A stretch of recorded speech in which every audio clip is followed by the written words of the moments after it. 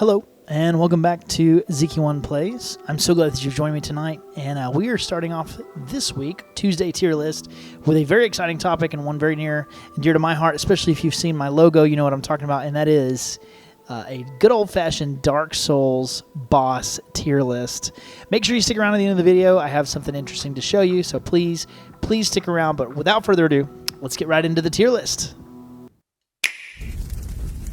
I'm going to size my camera down here, and as we do, I just want to remind you, a like or a subscription goes so far in helping me reach more people with my content, so please help a brother out. Thank you so much, and let's get right into it. And what I'm going to attempt to do here is kind of pick out my my least favorite bosses and kind of work from the bottom of the tier upwards, and these are in terms of quality, in terms of the fun that I have as I battle them, and they're not necessarily in terms of how difficult they are.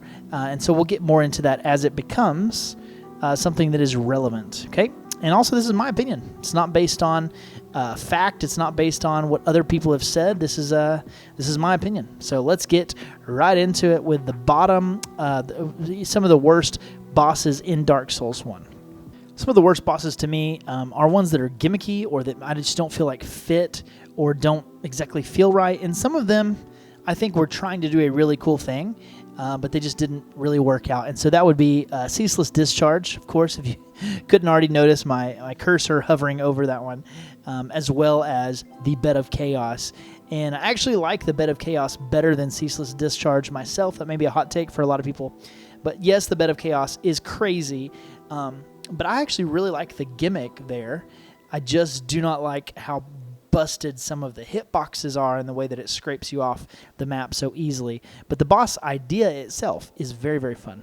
Now, let's move on up to C tier. These are just kind of meh bosses. So Moonlight Butterfly is one of them.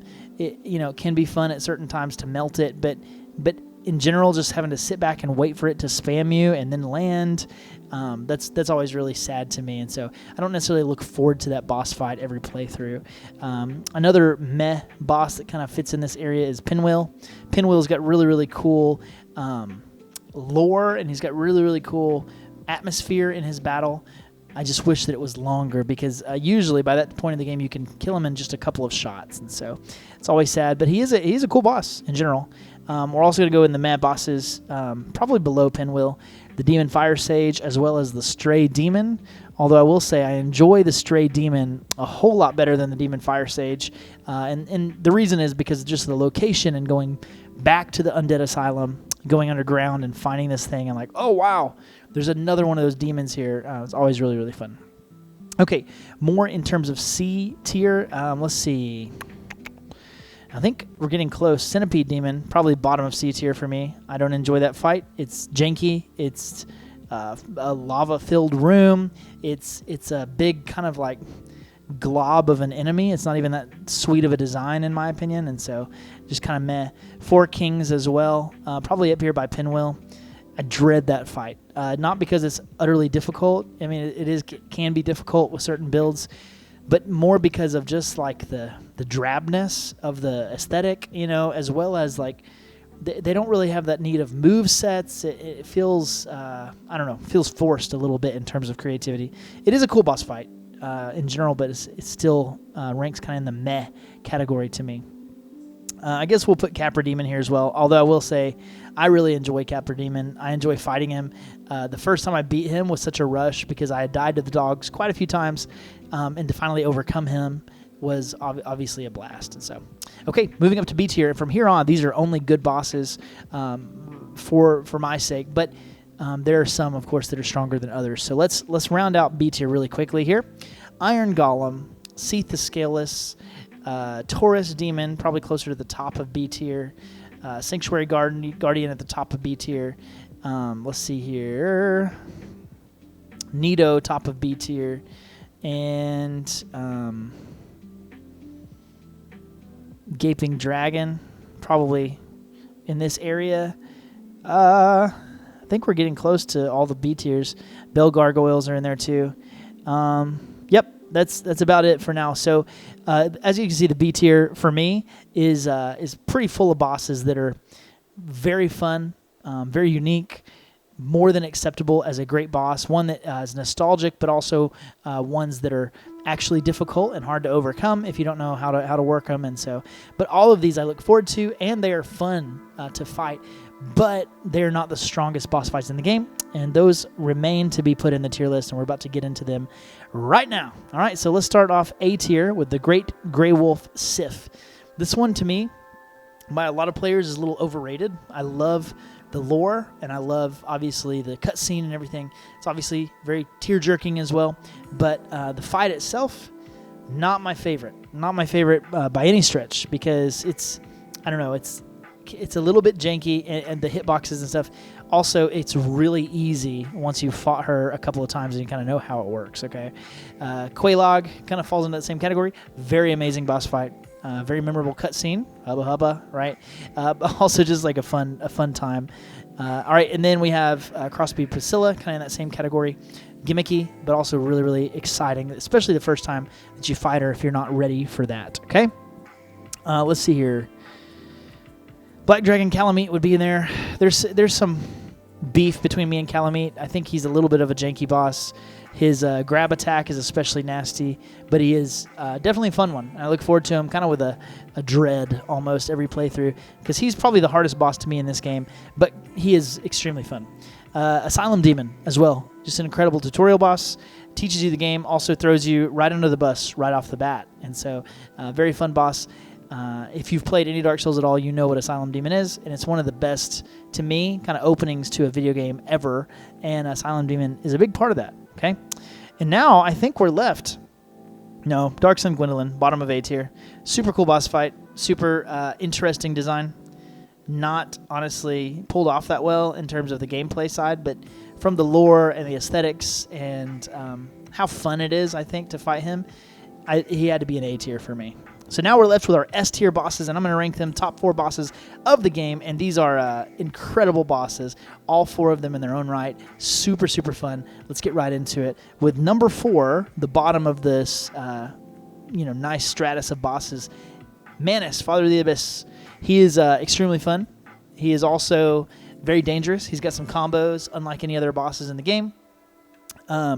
Let's see, he's kind of the end of he is the end of the DLC, and so he's kind of like what everything has been building towards, and so from a lore perspective and aesthetic perspective, almost a perfect boss fight, and it's super, super fun. I think the reason he's not the top of S tier is just the straight up quality of the rest of these fights, as well as the fact that Manus, to me, can be a little cheap with his magic attacks, especially if you don't have like incredibly high armor levels. And so if you fought him, you know what I'm talking about, but he's still pretty much an unblemished boss fight. Same thing with Gwen, Lord of Cinder, who would be number 3 on my top bosses for this game. And Gwen is the final boss of the main game. And the lead up to him, the build up, and then the fight itself is so exciting. And I will admit, the first time I fought him as a first year Dark Souls player, I had a lot of trouble with him. I had to fight him like at least 20 times to get this boss fight beat. But again, like the more you play the game, the more you understand it, the easier it is to beat Gwen. And so his difficulty doesn't really hold up over time. But just the feeling of that boss battle and the gameplay mechanics that, yes, some people would say cheapen it, but for me, just make it more of an interesting boss fight, as well as the sound, the music, and the sound design. It's definitely an incredible boss fight. Underrated, in my opinion, one of the best in the game. But it's only topped by these 2. Artorias the Abyss Walker, number 2. The aesthetics of this thing, like this demented, possessed, fallen knight who your heart goes out to, but also when you walk in the room, he desecrates this creature and hurls this dead creature at you in the most twisted, diabolical looking form. It's a boss fight unlike any other in this game. And to me, Artorias the Abyss Walker kind of forecasted where some of the heights of boss fights, of DLC, of gameplay mechanics are going to go in the rest of From Software's category of, lineup of games in the future. And so Artorias is a transcendent kind of level boss, and just an incredible fight. Super, super fun. And man, does he hit like a truck when he's buffed. And then we have the best fight in the game, one of the best in the entire series, probably one of the best in video game history, in my opinion, Ornstein and Smo. What they did with this boss fight was it blew, I think, everyone away. You walk in and immediately you feel like, wow, this is unfair. I'm fighting two bosses.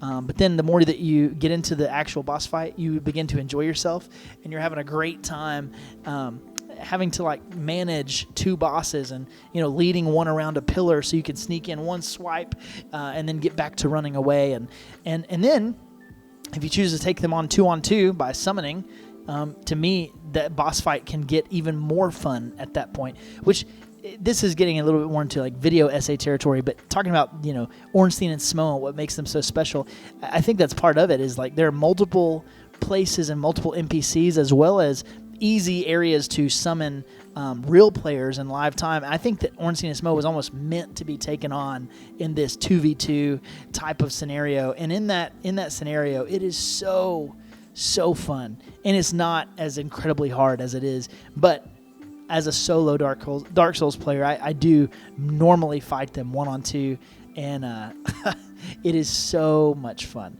I look forward to this fight every time. And for me, honestly, there are some Dark Souls playthroughs where after I beat Ornstein and Smo, which if you don't know, they're kind of like the midpoint boss, it is hard to continue with the rest of the game because they are the best boss in the game, and once they're down, it's kind of like, where do you go from here? And so, yeah, incredible lineup of bosses, super fun, and I hope if you've never played Dark Souls before, please give it a try. If you have, I hope you enjoyed my boss tier list, but it's really kind of a boss ranking as I put them in the order that I appreciate them.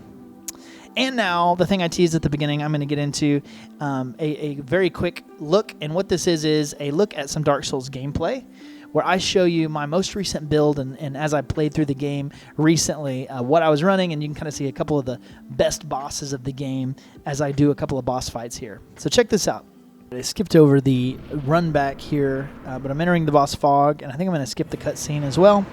And here he is, Manus, Father of the Abyss, and you can tell that I'm running like the Smo hammer. So this is the actual boss weapon from one of my favorite, from the favorite boss in the series, in the game. And so this weapon is so heavy and it is so hard to use because it's like so slow, but it is an exciting weapon to use because every time you hit it just does so much damage. I mean, look how much damage I'm doing to the final boss in the entire game and the whole DLC and everything.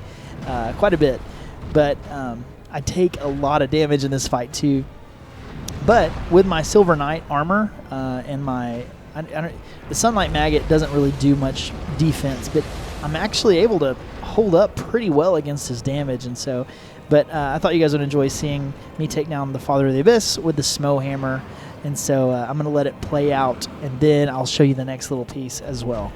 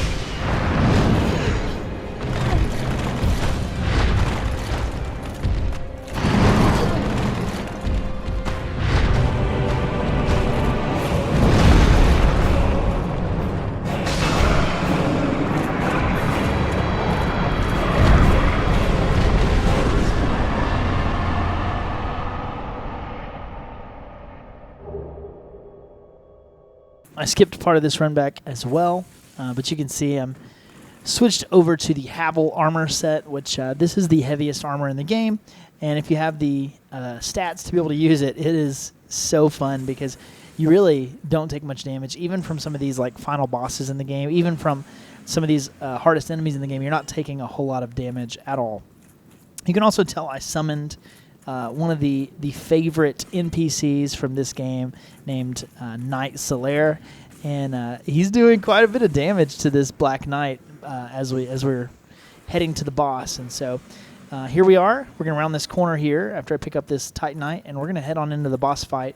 And this is what I was alluding to earlier, Gwen, the Lord of Cinder.